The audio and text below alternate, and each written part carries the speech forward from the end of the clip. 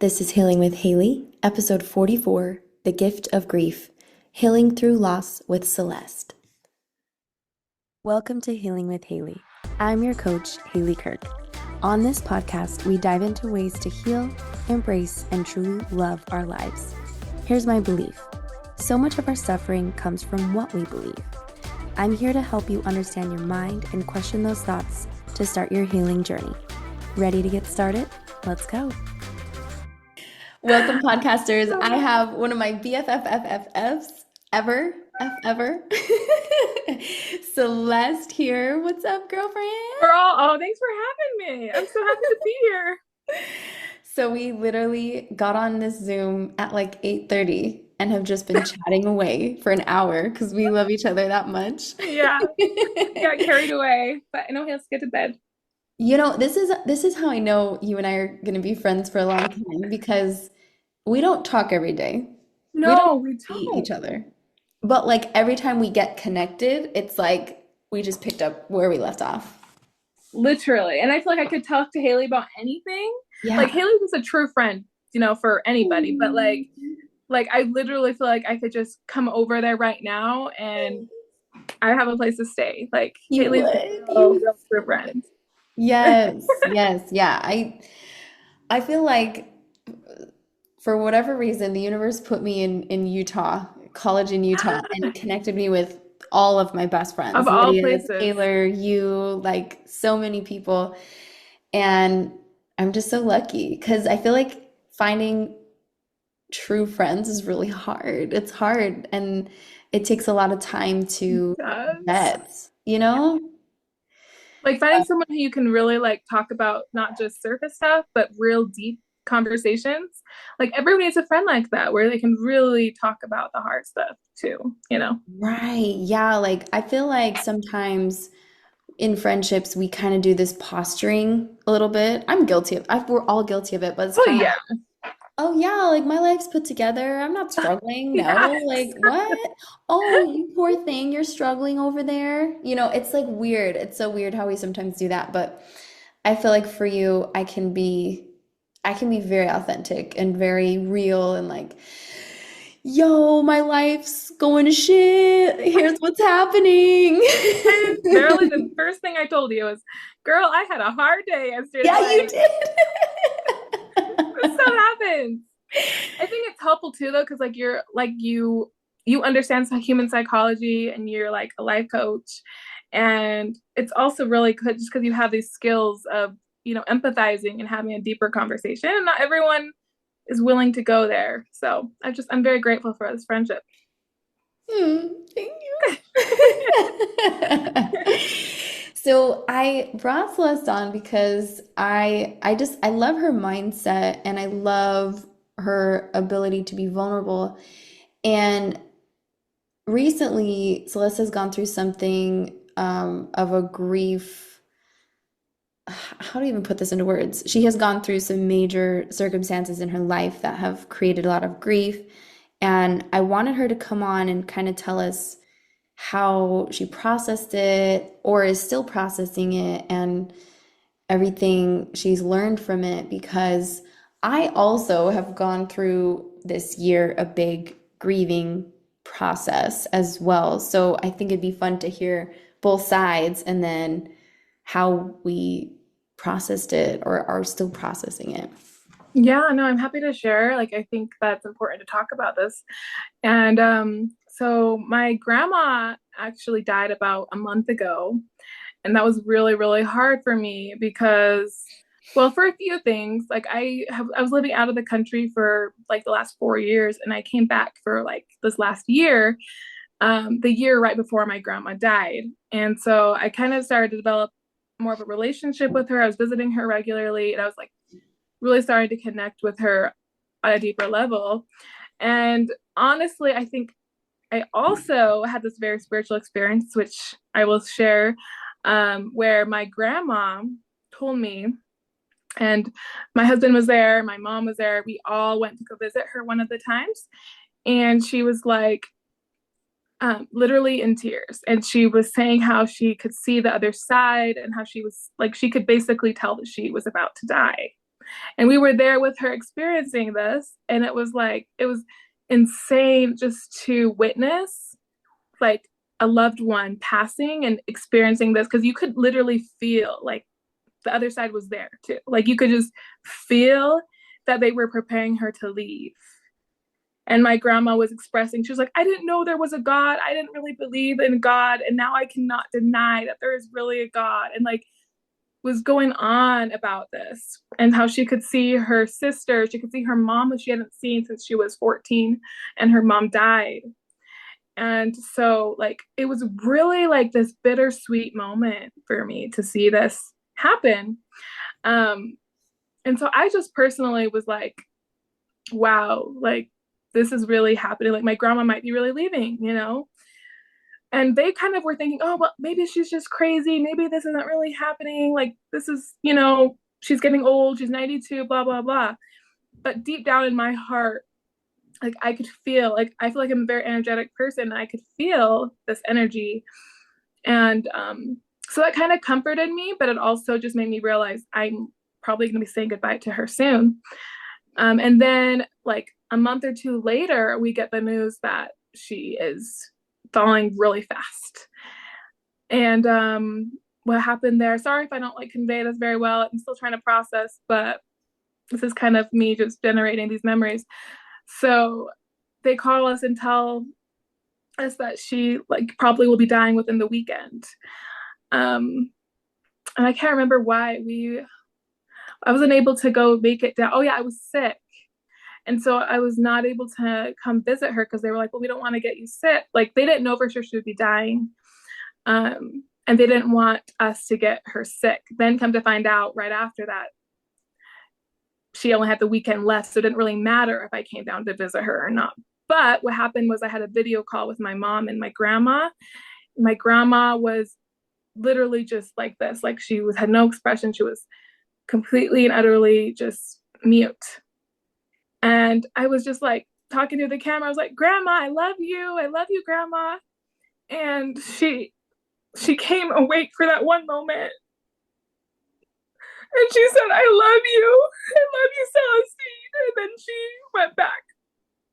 And that was the only thing she said all day. Like, they couldn't get her to speak at all. But the fact that she came back for that one moment in time, like, I just felt like I had a special connection with her. Like, somehow I'd really developed this connection with my grandma. And then she died that morning. So it was like, she literally just died in her sleep. And that was like my goodbye was that. So I feel grateful that I had those spiritual experiences, you know, previously because it was like it was all so quick and it just made me realize how fragile life is even more. And it felt like a piece of me was dying with her. But at the same time, I realized like I've been processing it and realizing like I have so much that I get to do in my age. Like I'm 28, 29 almost. Like there's so much that I can live for. And I know that's what my grandma would want. And so, yeah, it's been a journey. It's been now, let's see, like 3 months ish since she died. So, yeah, that's kind of the story. I hope that made sense. Yeah. Oh, I wish I could just give you a big I wish I could give you hug, a hug virtual too. hug, virtual hug. Oh man. Yeah, it's wild that she one was able to articulate what was happening for her. You know, it was almost kind of makes me think of like lucid dreaming a little bit because like Yes. where it's like we're conscious, but then there's like this kind of spiritual or unconscious realm, right? That we're not Yeah. aware of. And man, it's so wild. I really feel like I when it comes to grief, I feel like it's just one of those emotions that you have to sit with. Like you have to sit with it and let it be sad and let it be there. Because I found that when you fight it, it's just so much harder. It's so much harder. And it's like it's like not tending to a wound almost. It's like not dressing a wound or cleaning it. It's just kind of like letting it like get worse if you don't let it process and sit there. Has that been your experience? No, I agree. I agree with that so much. Like, really, I've been practicing trying to like sit with my feelings. Because what I do usually when I feel negative emotions is I go eat or I go, Oh, 100%. I'm a stress eater too. you're a stress eater too. So I go find food that I really like, maybe some Indian food or whatever, and I will go devour that. But what I've been really practicing is meditations where you are literally like, where are you feeling the emotion? Where are you feeling the grief? What part of your body do you feel grief? What does Yeah. it look like really going deep within and being aware of all the emotions grief brings up with it. Because it's not just grief you're feeling anger, you're feeling sadness, you're feeling so much more than just grief. Right. Oh yeah. So in your process of healing, what have you found to be helpful? Like you said, to kind of allow the buffering, which is like the emotional eating. Yeah, or like speaking to like, because yeah, I could go to the eating and I might do that, but I will also try to speak to the emotion, like speak to where it is, because usually you feel the emotion in your body. Usually you'll feel it in your chest or your neck. So first you locate where in your body do you feel the grief, and then Hmm. from there you talk to it and say like, is it a pulsation? Is it a vibration? Is it a cold feeling? Like, what is this feeling of grief like in this particular part of my body? And then it can like kind of slowly start to dissolve the more you let yourself feel that feeling. Like it feels so counterproductive. Like we just want to like run away from that feeling. We don't want to sit with it. And that comes with Yeah. all of our emotions. But Yes. I've been really trying to practice doing that. I love what you said. So the research I've done is with David Kessler, and he wrote or co-authored the book, The Five Stages of Grief. So he's kind of like the anger, sadness, and the last step is like acceptance. But then he wrote another book called The Sixth Stage of Grief, which is finding meaning. Um, and he mentions that cows in a disaster or like in a crazy weather, they run away from the storm. And it's crazy because there's like this, they're running for a long time, right? Because like a storm could be lasting a very long time. But what buffaloes do is they run right into it. They run right through it. They run towards the storm and they end up like overcoming whatever, the storm much sooner than like the cows. And so I love what you said that it seems counterintuitive to run into the storm, to like look at the pain, look at the uncomfortable emotions and just kind of like be in it. And that helps it. Not that healing is a race, but like we can make it easier on ourselves. Yeah, we can. There's things we can do for sure. Yeah. So I kind of want to share some things I learned from David Kessler that I found were like so interesting about grief. Um, he said this. It was so funny in the lecture he was doing. He said, the stats are in. We pulled the data today just to make sure we're at tip top shape on this. But it is 100% certain you will die and say goodbye to everyone. And I was like, it was so funny the way he said it. I was like, that's hilarious. Like, yeah, we are. And it's wild how much we kind of like in our own minds cheat death or like, oh, like, no, it's gonna happen and over there. And it kind of cuts into this fear, right? It's like, oh, we're not gonna die. Like we'll be fine. Like we have time to do that thing. we have time to do that thing or visit that family member or do, live our dream life. We'll just put that on the back burner. But like that kind of wakes you up, right? Like you were saying, like you were like, no, no, no, like life is so precious. Like, whoa, we have to like savor every moment. And I thought that was so juicy what he said. It's like, no, no, no. It's for sure we're gonna die. There isn't a human being on this earth that has not died that we know, right? Like everyone That's true. died. Like we have a lineage of people in our family that have died. That is very true. And so it kind of cuts away a lot of bullshit. You know what I mean? Like it's like, no, yeah, you're gonna Sort of. die. So like what's your excuse? Right. You have none. We all do. We all are gonna die. Yeah. And I I felt like that gave me a little bit more of empowerment, like hearing that actually. So it was like,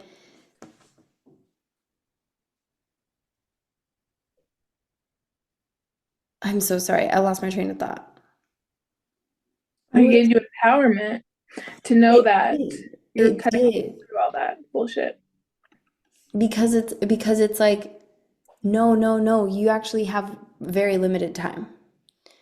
Let's go, Yeah. Like, let's get things done. Like let's live the dream life right this moment. How do we get there? Yeah. How can we savor each like connection, each moment, right? And tell me about this. Was there any part of your grandmother's passing that you felt guilty about? Yeah. I think that's also what I've realized with grief is you really are going to have some kind of guilt. Like this, it's really impossible to not have guilt practically because there's always something we can do more. Like for me, I'm thinking, well, like I was sick, but my grandma was literally going to die the very next day. Like I could have at least still came and seen her and hugged her one last time, you know? Like for me, I really felt like I could have done more as far as like I wanted to like I have memories and flashbacks of like how I wanted to start this interview series and I wanted to interview my grandma and start to like get to know more of her past. And I was late one time and my grandma was like too frustrated to do it anymore. So because I was late, it kind of ruined that whole my whole plan. So it's like I could just look at all the regret of man, like if I would have done this differently, like I could have had more like history on her. Like now I'm huge into video, I'm huge into photos. Like man, I wish I took more photos. And now I'm having that worry with my parents as my parents are aging and my dad is 80 years old and I feel all this regret coming up with him of like I need to prevent regrets. I need to do all I can now. But the truth is you can't really prevent all the guilt. You really cannot avoid all of the guilt. And honestly, it's something that you have to let go because things are never going to happen the way you would want it to happen. And exactly, like you really can't do everything. Yeah. I Tell me if this resonates with you. So he said this, and I thought it was wild. He said, our mind desperately wants control. Yes. The mind would rather feel guilty than hopeless. The mind would rather feel guilty than hopeless. Oh, dude, yes. I totally see that because it's like I would rather like I don't want to feel hopeless with my grandma's passing. So it makes sense why your brain would choose that emotion of guilt. I felt guilty, so I've been working past that emotion too. Like it's okay, like let it go. It's not gonna all be perfect. Let go of that control. Like I literally am in my surrender era. Like I'm just like letting go of those things that I can't control when it comes to my business, when it comes to my life and my relationship. Like I can't control what happened with my grandma. Like I just have to like kind of put that to peace, put that to rest. Yeah. Yeah. It I think hopelessness is my least favorite emotion. I think I would rather feel fear. I think I would rather feel anxiety, stress, anything than hopelessness. Like I really do. And there was this is so random, but have you I saw this Instagram video as we all do, and it was this crocodile that was in this river and it was about to attack this little baby deer. I know there's like a whole bunch of offspring of deer looking things in the savannah, but it was this little baby deer, and this crocodile was just like gunning it for this little baby deer. And then this mom just like hops in and like puts itself right in the A line of the crocodile between the baby and just sacrifice itself for that baby. And I watched that video over and over and over and over Gosh. and over again, Celeste, because I was just like, there was something in me that like hit me. It was, it was, I'm afraid to say it, honestly, but I'm gonna say it. Oh man, I'm sensing a lot of like knots in my stomach. This world by nature preys on the weak and the young by nature, by design. This world is designed to prey on the weak. They're juicier, they're more rich. Like we eat lamb, we eat veal, we eat like the young are designed to be weak and delicious. Like I don't know why. But like that realization is like so scary to me. And I was like, there are gonna be so many threats on my son because he's weak and vulnerable. And I was like, oh man, it's like so, this is so tough to spit out. But I had to accept that hopelessness. Like, I can't protect him at, I, I'll do my absolute best, but like, there's a lot of parts that I can't control in that. And that makes me so hopeless. Like, Yeah. I could I could do so many things, right? Like I could shelter him. I could go to live in the mountains. I could like there's all these things, but that would just be me living in fear. And Yeah. I don't want to live that way and I don't want him to live that way. And yeah, it's a twisted reality. And the reality is that we live in that kind of world, right? And so I really had to accept that hopelessness. And it felt so gross. It felt so Mm. gross, girl, because I was like having this delusion that he'll be safe. But I know that there are aspects of our world that it's just not a safe world for babies and kids. And it is, and it isn't. It's that dichotomy, right? But yeah, man, hopelessness was just one of those. I was like, I would rather feel anything else but this. Anything. Bring on the guilt. I'll take it. Oh, That's but a great example. Wow. yeah. And for me, I feel like grief, what I had to grieve was like I didn't want to be a single mom. I wanted to have a husband and child rear with that husband, and I don't have that, and I had to grieve that reality and accept it.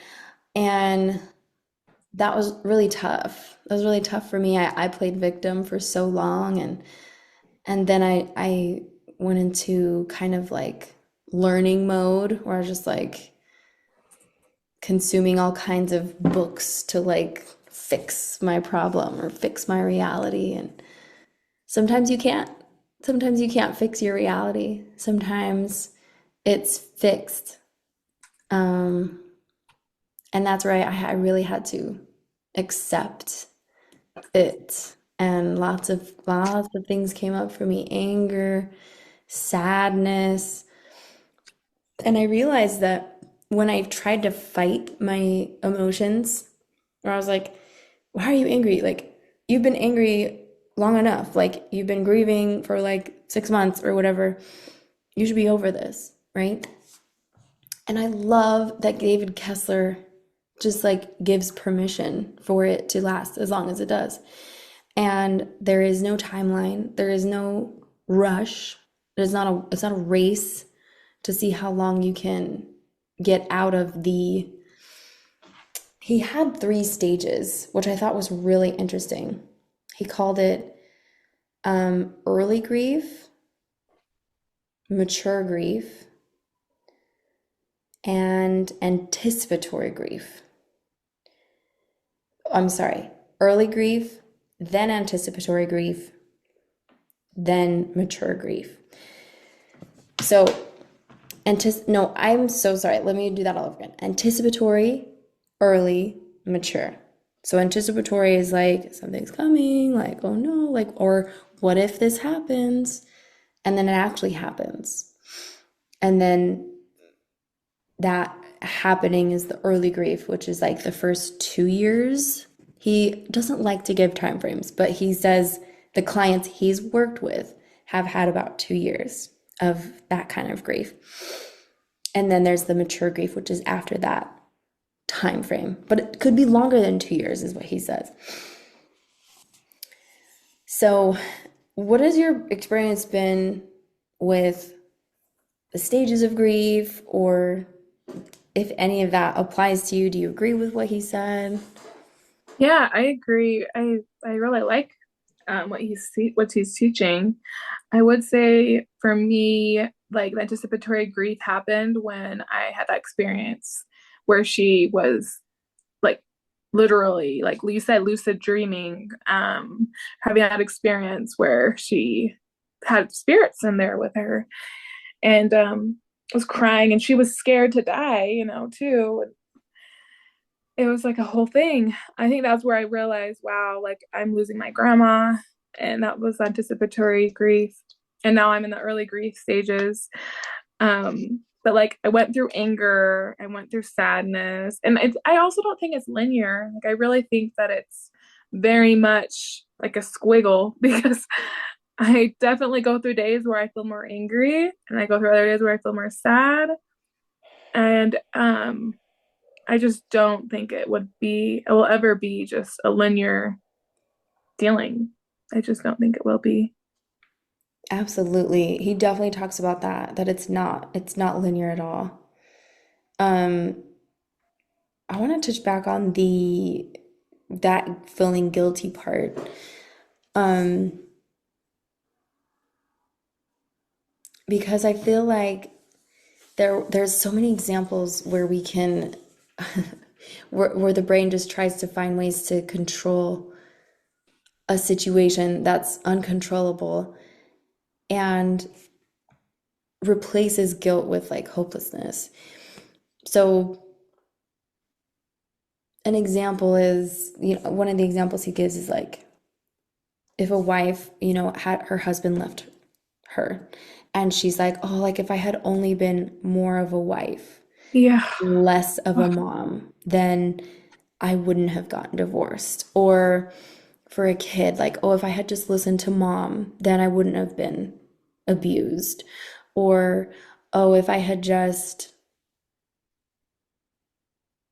been recovered from postpartum quicker, then my husband would have cheated, right? So, tell me your takeaways on the guilt part.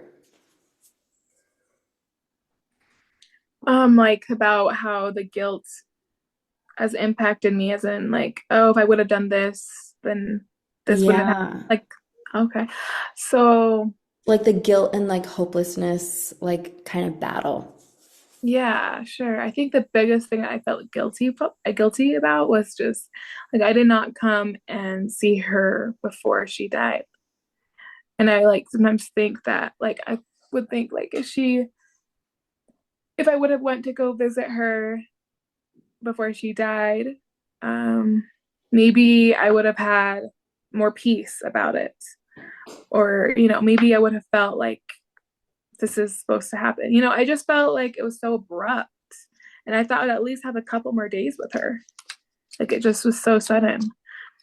And I think that honestly, just that guilt of just wishing I would have taken action sooner to visit her would have made a difference. And then I did go into that like hopeless, like depression for a little bit too, because like, yeah, it's like hard when you lose someone you love because you really feel like you're going to be able to see them again or visit them or, you know, obviously there's different relationships with each person, but it's like you lose a person who made an impact in your life. There's just no way of avoiding, like if you didn't love someone, then the grief wouldn't be there. But if like having that grief is a sign that you really truly loved.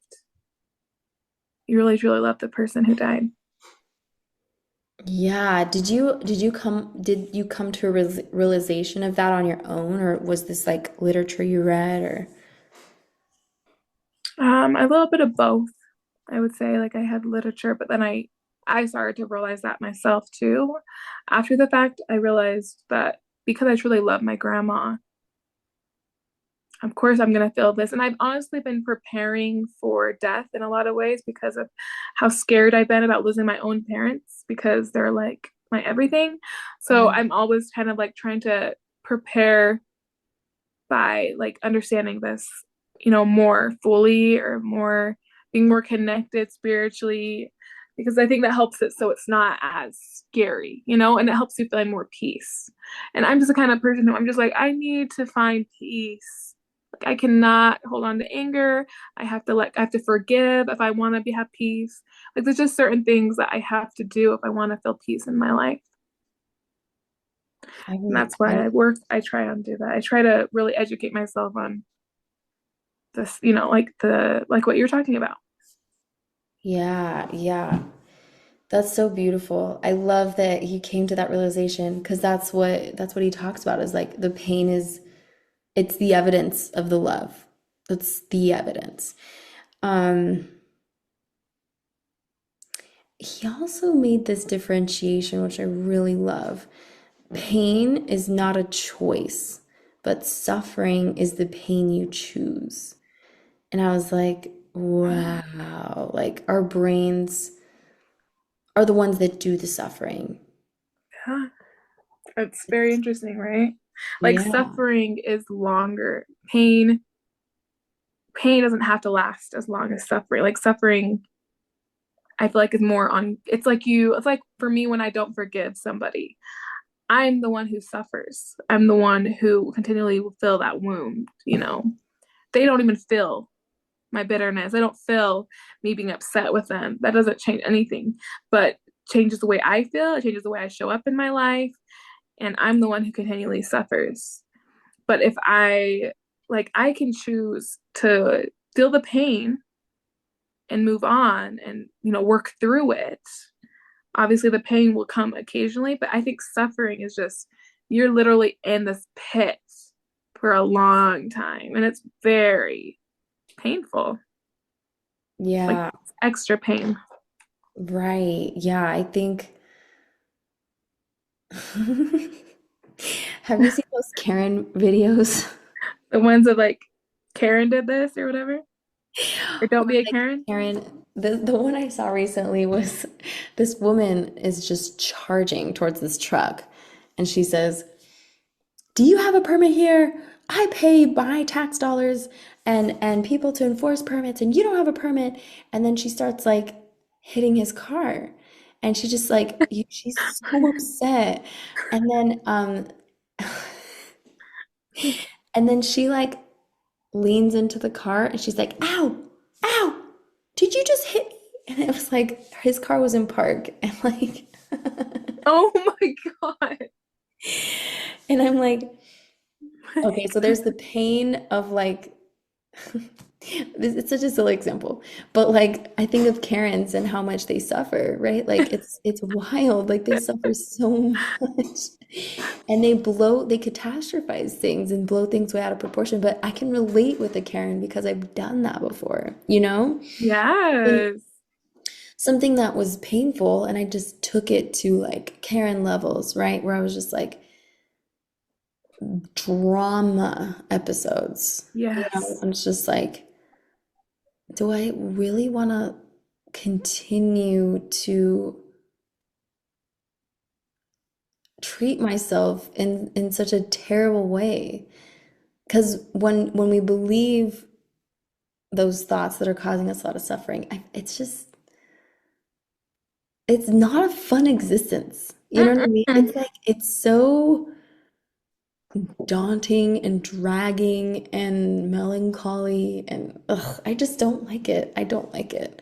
I'd rather just accept the pain and just like a buffalo, it just go through, just let's go, Yeah. let's go through this storm. Okay, like it's gonna freaking hurt and here we go, but it's so much better than like running away from it.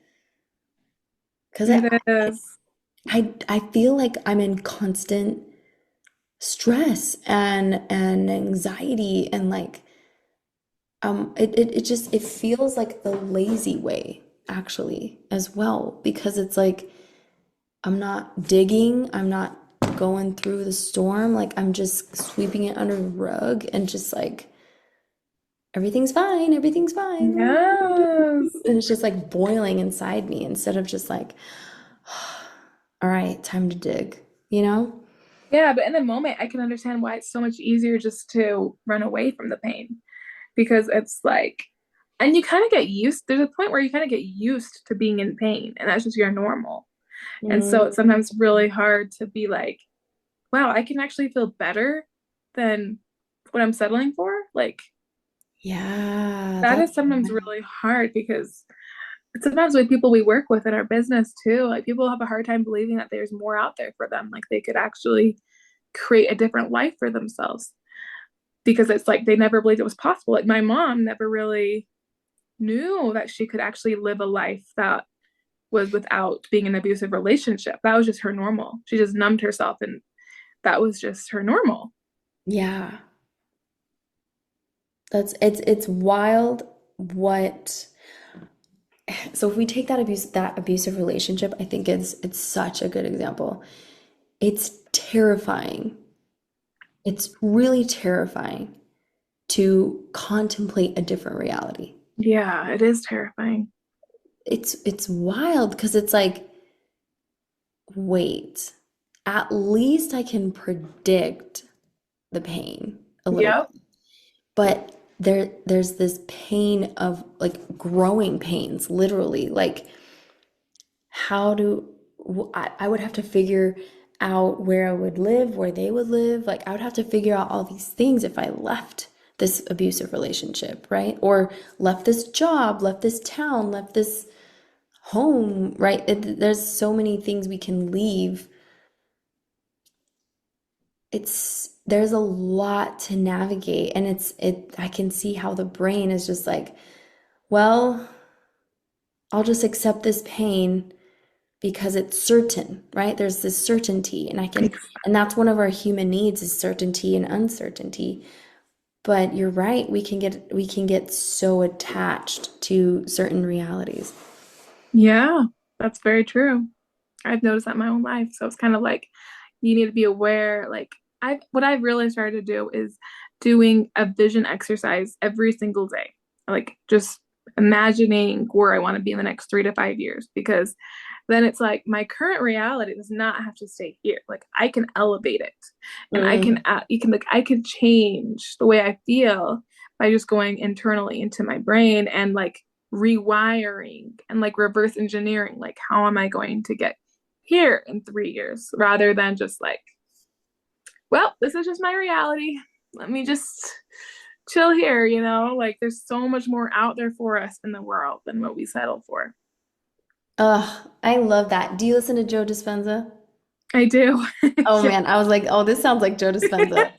Yeah. Yeah, I love him. I love him. I think there's something so wild about creating your future life in your mind and how much our minds don't can't differentiate between the two. It's like Right. reality and not reality. Like it's so fun to be in that creation modality. Like it feels so good. I remember I went to Summit of Greatness with Lewis Howes. I think it was back in September, but Joe Dispenza was there, and he said Cool. he said, "Remember this moment." Like he repeated it like 5 or 10 times. He's like, "Remember how you feel here. Remember how you feel here. Remember how you Oh, feel here." Because we were at such a high, right? Like at such a high with your all the vibration. speakers and yeah, the people were meeting, and he was like, "Remember this feeling. Remember this feeling." And he was like, "Come back to," because this is something you can come back to when you do these daily meditations, you know? It was so cool. That's awesome that you were able to go there in person. I want to do that. Yeah, well, I didn't have the Joe Dispenza experience. I got a little sample. You got a little sample.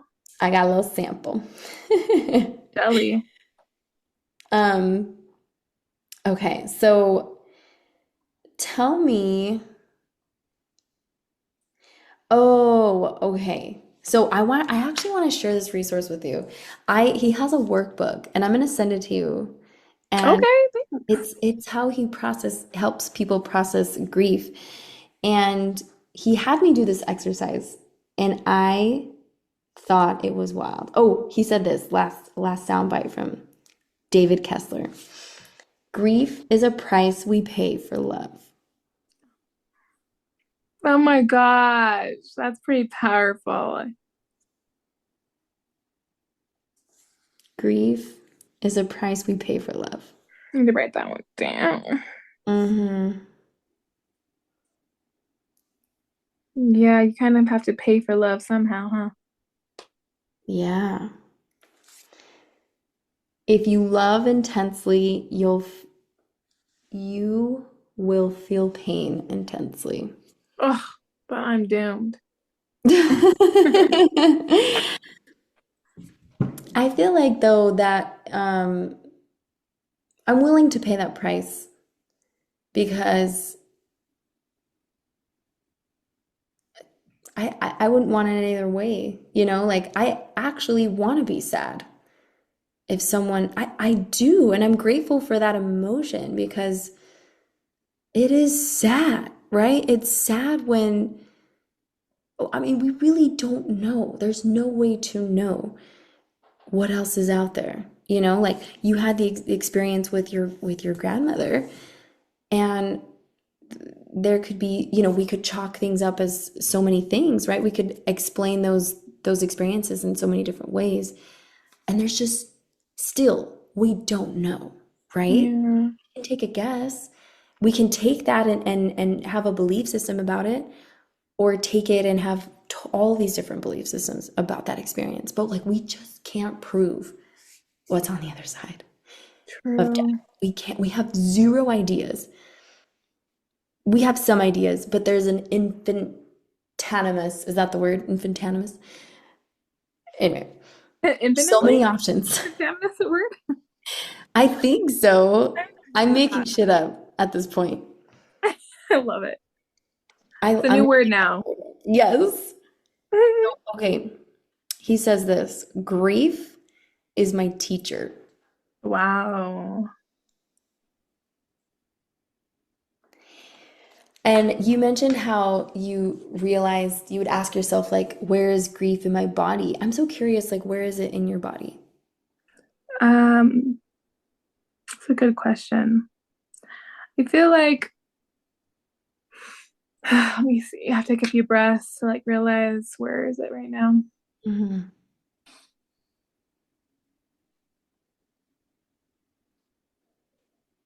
I kind of feel it in the back of my arm. It's like really tense and it's like it's just like I'm holding a lot right there. I can tell like right now and it's definitely something I should probably I sometimes just try to like push it away and just kind of act like it's not there, but it's still there. It's still there. Hmm. Hmm. But I'm slowly working through it. Yeah. Um, this is such a good question he asks. What if we allowed the grief to show us what is important in our lives?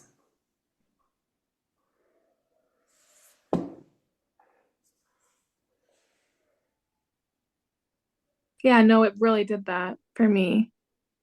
It really did like shine like a huge spotlight on so many things that I was avoiding or delaying and just being like, wow, like any day could be our last day. Like I've had near death experience. I've had multiple near death experiences.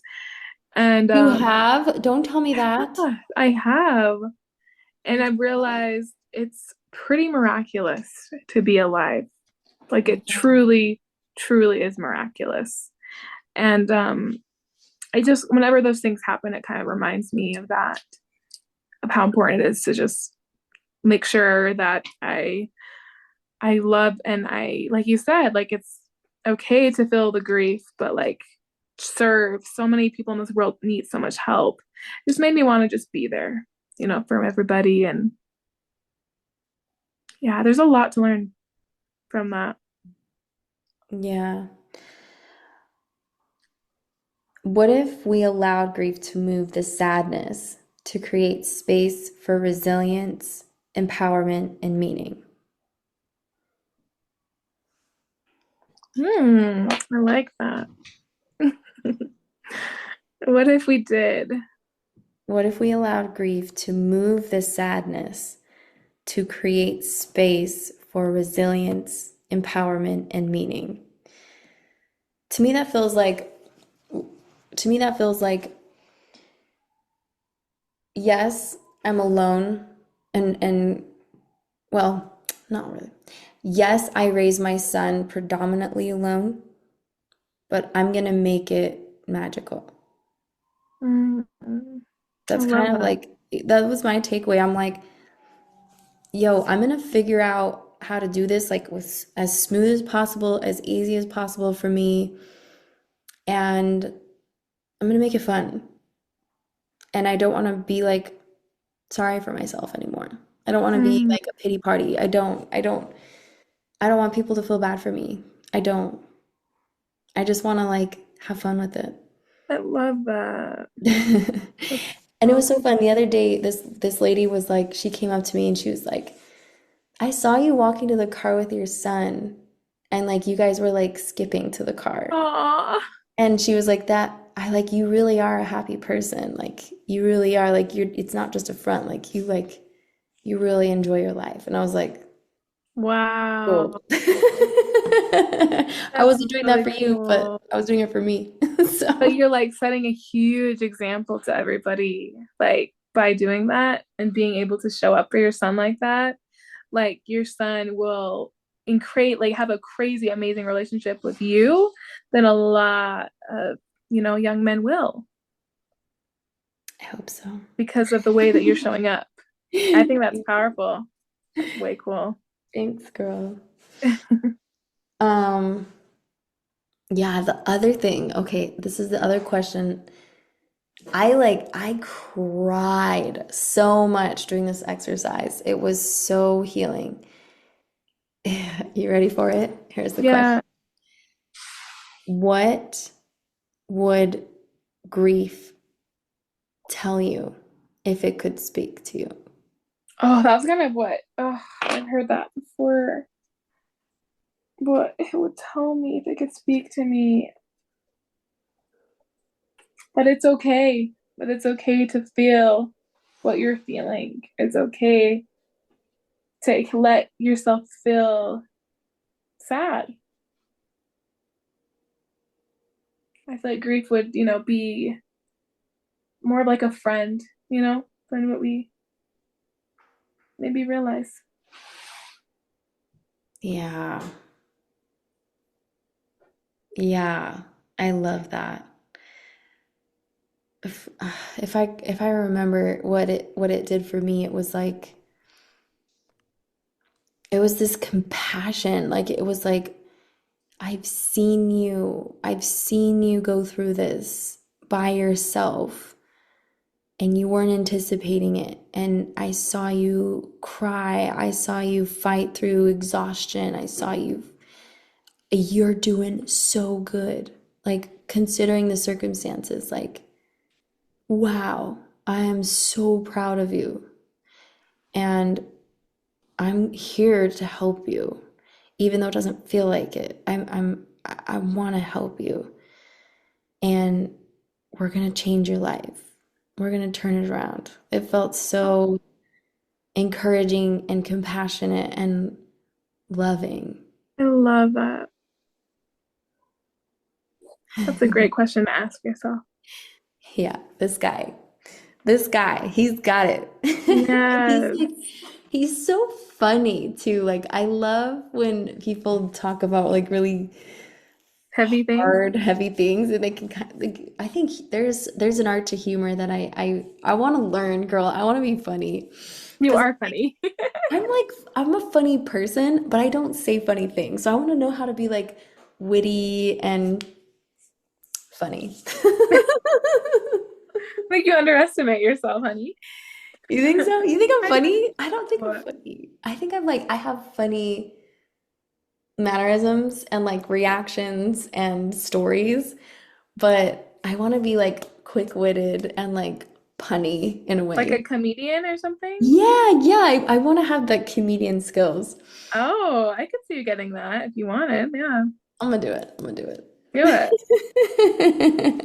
But I think you being funny, I think you're just such a charming person that people can resonate with you very well. But Thank I you. totally understand wanting to add more like skills to your toolkit and just like branching out, developing yourself. So Yes, yes, yes.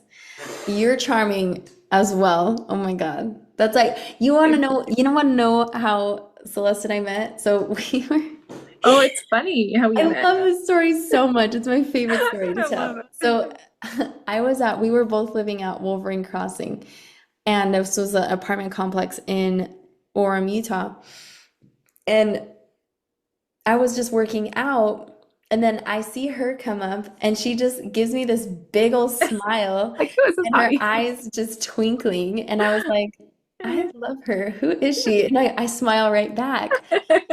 And I look in the corner of my eye, and I'm like, oh my God, she's so flexible. Like, she's so, need to go ask her like what she's doing. So then I asked you, and I was like, I've been working on my flexibility. Can you give me some tips? And then you just like, yeah, like come over here. And then we exchanged numbers or Instagrams or whatever, and we kept in touch, and we were like, we just hung out and made deeper and deeper connections. It was so fun. Ever since then, yeah. And I remember seeing you doing a Jillian Michaels workout. Yeah. And I was like, girl, you seem like you're so disciplined and like you have it in the bag. Like I need to learn from you. So I kind of feel like we kind of exchanged our skill sets a bit. We did. Yeah, I think we did, right? Yeah. I Cool to shared have a Jillian friend. Michaels with you. And you shared with me her book. That's Like, hilarious. Oh my God, that's so funny. yeah. Let me borrow it. I let you borrow it? Hmm. Wow, I forgot about that. I remember. That's so cool. Yeah, I love that book. That's a good book. Good But work. yeah, so what is, to end the podcast, what are some of your, like, if someone is listening and they're going through something really tough that incites grief, like loss of a relationship, loss of health, loss of job, loss of a loved one, like, what advice would you give them? It's a great question. Kind of like what you asked. What would grief tell you? I would say what grief would tell you. I would say it's okay. Like, let yourself feel those feelings. Don't try to run away. And if you do, that's okay too. but come right Mm. back, like just be willing to go through that pain. Because if you're willing to, I've heard this a lot too, is if you're willing to go through all the emotions of life, you can literally handle anything. Like Yeah. just by being willing. If you can just say, I'm willing to feel embarrassment, I'm willing to feel sadness, I'm willing to feel grief, I'm willing to feel disbelief, any emotion you can think of, like you become unstoppable. So just be, just letting yourself feel that and be compassionate with yourself. Like that's a time where you really need to like lean into compassion for sure. I love that. I love that. That's one of my favorite parts about the gym because I feel like I'm just like training my mind. It's like if I can, it's like a mind battle at the gym. It's like Yes, I really can't do this. I really it's too heavy or like this is too much. And you're just like, I got you. Like we got this. we We're can do almost there. this. And then it's like once you're done, you're like, that's what life is like. It feels so overwhelming and so like a burdensome, literally. And you feel those same feelings when you're at the gym, like it's like you feel pressure, you feel like you're drowning a little bit, like it feels so real. And you're just Yeah. like, I got this. Like this is gonna suck, but let's go. Let's go through the storm like the buffaloes. Yeah, because like you're gonna feel like you're gonna feel those emotions even when you're gonna do something you really want to do, like go to the gym because you know how good it makes you feel. You're still gonna Yeah. feel that fear. You're gonna still feel that resistance. But it's just like freaking power through like say, you know what, fear? I hear you. I understand where you're coming from, but we're gonna do this anyway. Like for the Yes. ride with you rather than being like, oh, fear says I can't do this, so I'm not going to do it, you know, Yeah. but bring it along, bring those emotions with you, like don't let it hold you back. But with grief, I feel like it's a little bit in a way you kind of got to let yourself have that space. Uh, Yeah. you don't need to like push. I don't feel like you need to push in Right. that time. And Right. you really let yourself feel those feelings, and that's where employers should be lenient, giving you off for work or whatever to have that space. Absolutely. Yeah, absolutely. I think when in grief, it's like that permission, like you're saying, like the permission to, and it's gonna be interesting, right? Like you grieving versus you not grieving is gonna be two different people. So like Yes. anticipate weight gain, weight loss, anticipate lower desires to do your Yes. to help hang out with friends, hang out like you're gonna be a totally different version of you in grief. Anticipate that. That's a very good point. Yeah, and it's like same with like postpartum, same with like divorce, like anything that's like a Yes. change in your life, you're gonna show up different, and that's okay. Like That is your okay. best is gonna show up so differently. So just be so compassionate. Please be compassionate out there, guys. To yourself. Oh my God. Celeste, we didn't even get to talk about your business. Do you want to like talk about your business in like 3 to 5 minutes and then we end the podcast? Yeah, sure. Whatever you want. What do you want to know? Oh, like what you do and all that, all that. Yeah. So what I do is I help people start an online business so that they can live life on their terms, live a life by their design. We partner with health and wellness products and help people get the best water in their homes. And I'm just very passionate about what we do because one, I'm just very into holistic health and I love preventative care. So like anything I can do to help people prevent issues before they come, I'm all about that. Preventive is way better than having to worry about paying when you're at the hospital for an illness that was preventable from the beginning. Yeah. So, yeah, that's my industry. My husband and I do it together. So, we have a lot of fun and we create content. So, yeah. That's so cool. So how can people get in touch with you? Give us those details.